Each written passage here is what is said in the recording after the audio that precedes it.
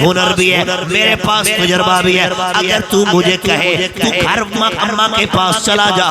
میں جنگ لڑنے کے لیے جاتا ہوں، آگے سے جواب دے کے کہتے ہیں بابا بات تو آپ کی ٹھیک ہے لیکن میری بھی سننا بابا، بات یہ ہے اگر آپ دنیا سے چلے گئے، آپ شہید ہو گئے، پیچھے گھر کا سرکٹ کون چلائے گا، گھر کا نظام کون چلائے گا؟ ایسا کیجئے آپ گھر چلے جائیے، میں اللہ کے نبی کے ساتھ بدر میں جاتا ہوں، دونوں کی تکرار ہو رہی ہے، دونوں دلائل دے رہے ہیں، ایک کہتا ہے میرا زیادہ حق ہے، دوسرا کہتا ہے میرا زیادہ حق ہے۔ کریم فرماتے ہیں آپس میں جھگڑا کرنے کی ضرورت نہیں ہے، ایسا کیجئے قرآن اندازی کیجئے، جس کا نام نکل آیا اس کو بدر میں لے جائیں گے، اس کو بدر کے میدان میں شامل کر لیں گے۔ لوگوں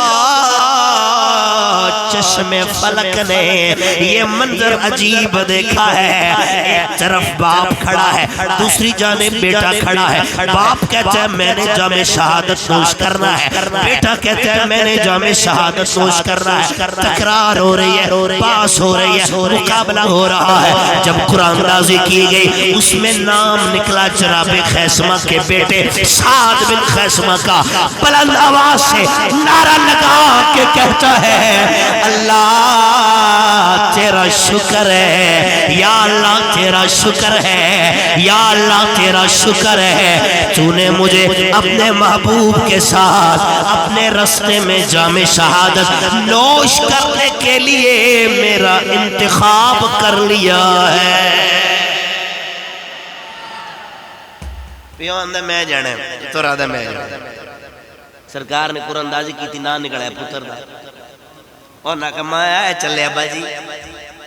شامل ہو گئے سرکار۔ نبی پاک علیہ السلام نے، میں اپنے سے گل کی تھی، میں سب ٹچ کر کے گیا مدینے چودہ نکلے سن، وہ نہ کوئی نہ تلوارہ نیزے بھالے زرہ سمانے حرب کچھ بھی نہ مسلمانہ کو نہ ہونے دے برابر گھٹ نکل رہے ہیں تو مدینے دے یہودی ویک کے ہنسے، وہ نہ کچھا ماری، وہ نہ کہا کتے